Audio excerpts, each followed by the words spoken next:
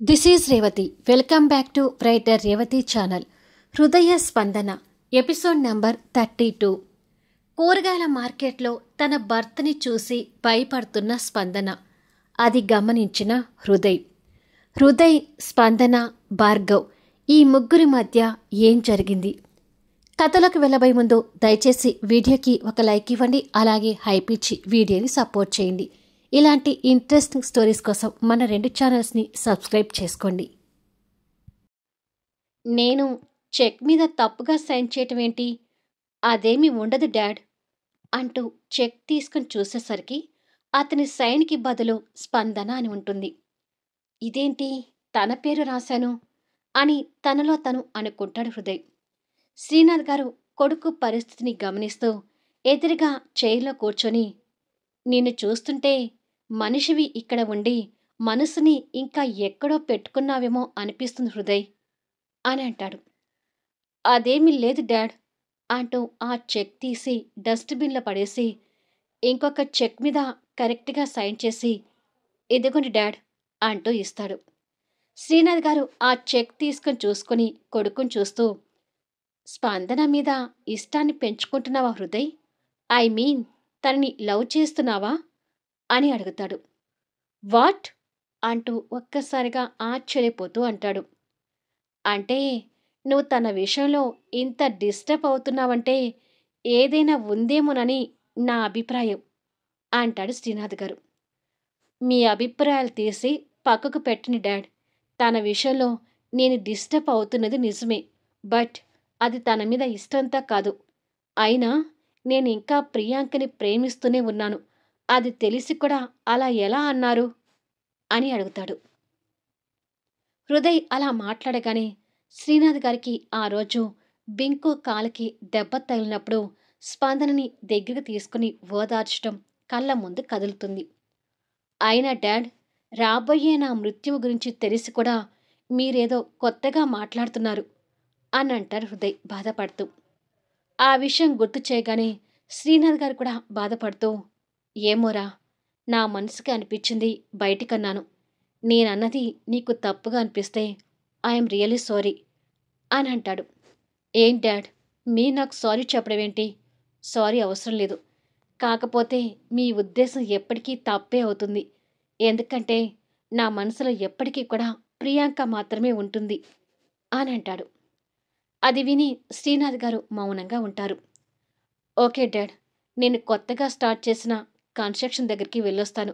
Office చూసుకోండి అని చెప్పి హృదయ్ ఆ క్యాబిన్ నుండి వెళ్ళిపోతాడు.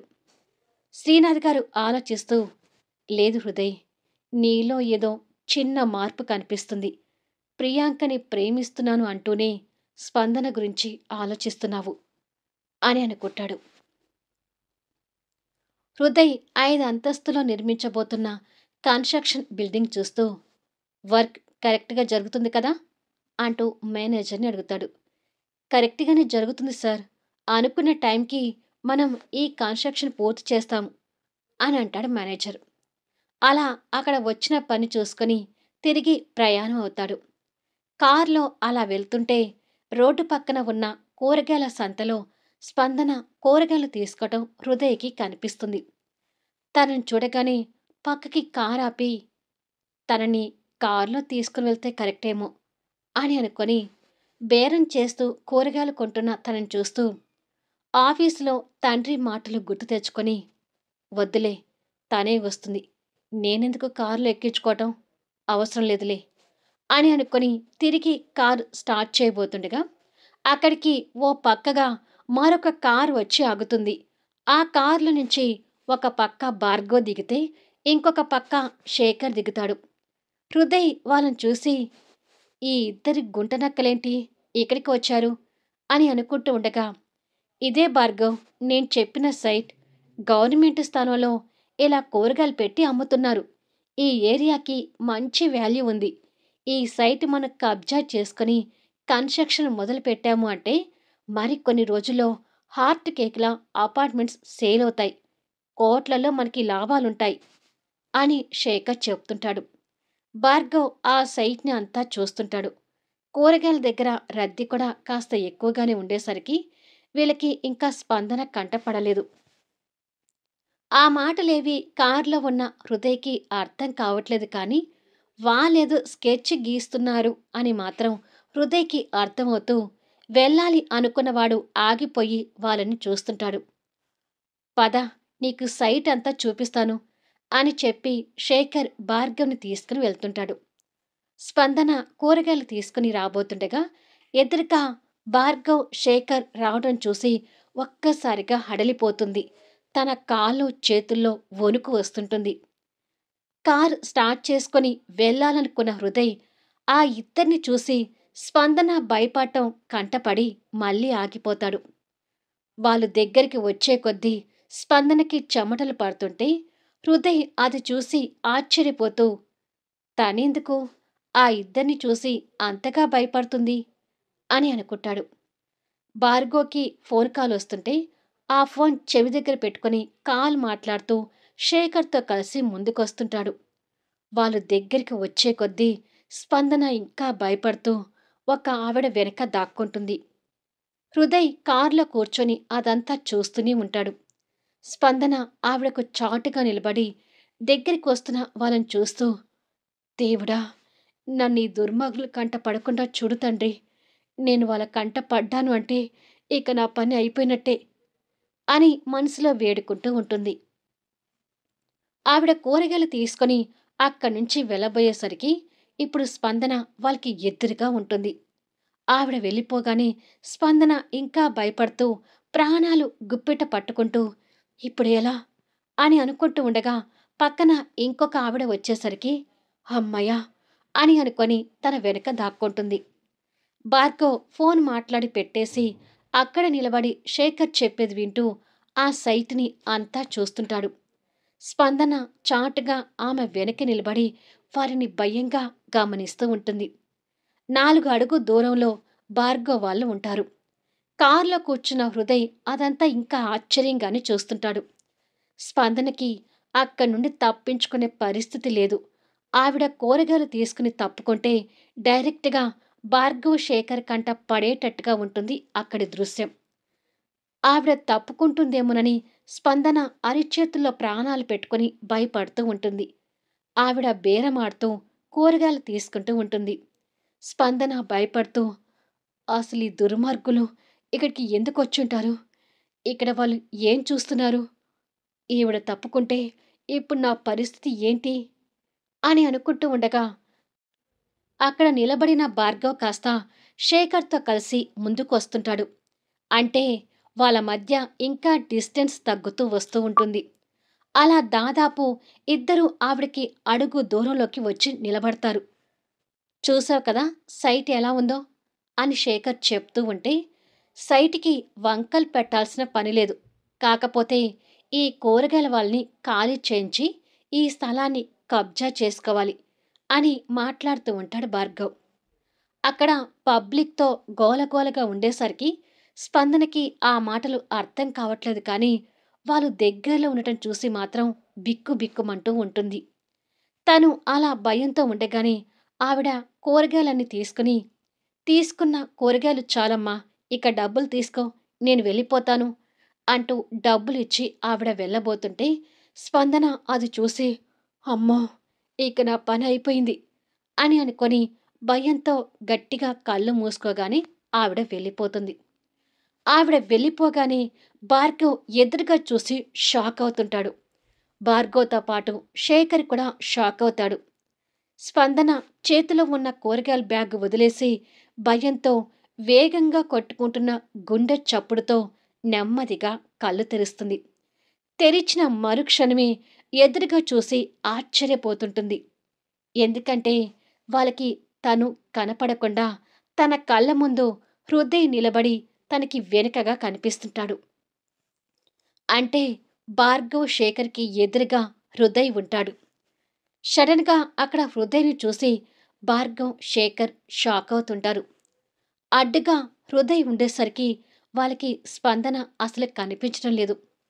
అప్పటి వరకు ఊపిరి బిగపట్టుకొని ఉన్న స్పందన ఊపిరి పీల్చుకుంటుంది. హృదయ్ ఓరకంట తనని వెనుకగా చూసి వాళ్ళ కంట పడకుండా తను సేఫ్‌గా ఉందని అర్థం చేసుకొని, తర్వాత భార్గవ్ వాళ్ళని సూటిగా చూస్తుంటాడు. "తమరేంటి ఇక్కడ?" అని భార్గవ్ కోపంగా అడుగుతాడు. "నా విషయం వదిలేయ్. గుంట నక్కలిద్దరూ ఇక్కడికొచ్చి ఇక్కడ ఏం చూస్తున్నారు?" అని అడుగుతాడు హృదయ్. వాళ్ళు అలా మాట్లాడుకోవడం విని స్పందన షాకవుతుంది. "మేమేదో టైం పాస్‌కొచ్చాము" అంటాడు భార్గవ్. "మీరు టైం పాస్‌కి వచ్చినట్టుగా లేదు.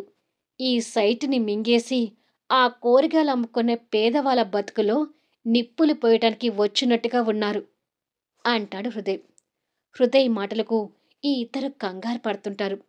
స్పందన మాత్రం వాళ్ళ మాటలకు ఆశ్చర్యంలోనే ఉంటుంది. శేఖర్ భార్గవ్ చెవి దగ్గరకొచ్చి, "మనం ఇక్కడ ఎక్కువసేపు ఉండటం మంచిది కాదు. ఏదో ఒక రకంగా కవర్ చేసి మనం ఇక్కడి నుంచి వెళ్ళటం కరెక్ట్" అని అంటాడు. శేఖర్ చెప్పింది కరెక్ట్ అని భార్గవ్ కూడా అనుకొని, హృదయ్‌ని కోపంగా చూస్తూనే రాణి ఫోన్ చెవి దగ్గర పెట్టుకొని ఏదో కాల్ మాట్లాడుతున్నట్టుగా వెనక్కి తిరిగి వెళ్ళిపోతుంటాడు. వాడి వెనకే శేఖర్ కూడా వెళ్ళిపోతుంటాడు. స్పందన చాటుగా చూస్తూ ఉండగానే ఇద్దరు కారు స్టార్ట్ చేసుకుని వెళ్ళిపోతారు. వాళ్ళు వెళ్ళిపోవడం చూసి హమ్మయ్యా అని అనుకుంటుంది. మరుక్షణమే హృదయ్ తనకి ఎదురుగా తిరిగి, "ఎందుకు వాళ్ళని చూసి భయపడుతున్నావు?" అని అడుగుతాడు. ఈసారి హృదయ్ అడిగిన ప్రశ్నకి ఏం చెప్పాలో తెలియక భయపడుతూ బెదిరిగా చూస్తూ ఉంటుంది. "నిన్నే అడిగేది, ఎందుకు వాళ్ళిద్దరిని చూసి అలా భయపడుతున్నావు?" అని మళ్ళీ అడుగుతాడు. బాబోయ్! ఇప్పుడు ఏం చెప్పాలి? నా భర్త చనిపోయాడు అని వసుంధరాదేవి మేడంకి అబద్ధం చెప్పి ఈ అగ్రిమెంట్‌కి ఒప్పుకున్నాను. నేను చెప్పింది అబద్ధమని, అతను బతికి ఉన్నాడని తెలిస్తే ఇంకేమైనా ఉందా? అని అనుకొని భయపడుతుంటుంది. "అడిగేది నిన్నే స్పందన. వాళ్ళిద్దరూ నీకు తెలుసా?" అని అడుగుతాడు ఈసారి వాయిస్ పెంచి. ఆ వాయిస్‌కి భయపడుతూ, "తెలీదు" అన్నట్టుగా తల అడ్డంగా ఊపుతుంది. "తెలీకపోతే వాళ్ళని చూసి ఎందుకు భయపడుతున్నావు?"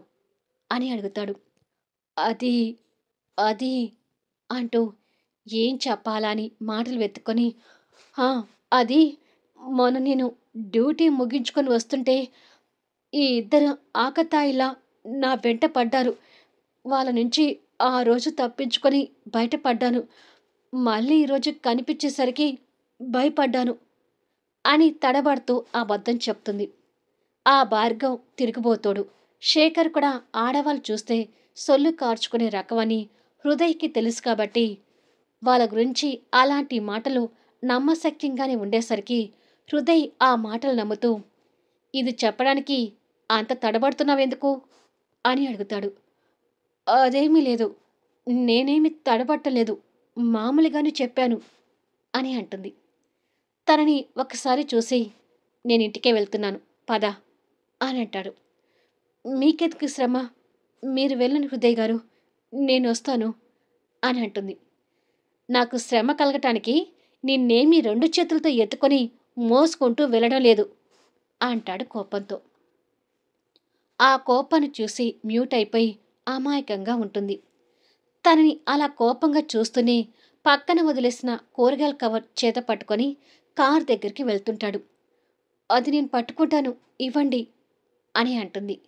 అది తనకిచ్చి, "త్వరగా పద" అని చెప్పి వెళ్తుంటాడు. ఇక తప్పక స్పందన కూడా హృదయ్ వెనక వెళ్తుంటుంది. కొద్దిసేపటికి హృదయ్ పక్కన కూర్చొని కారులో వెళ్తుంటుంది. హృదయ్ మౌనంగా డ్రైవ్ చేస్తుంటాడు.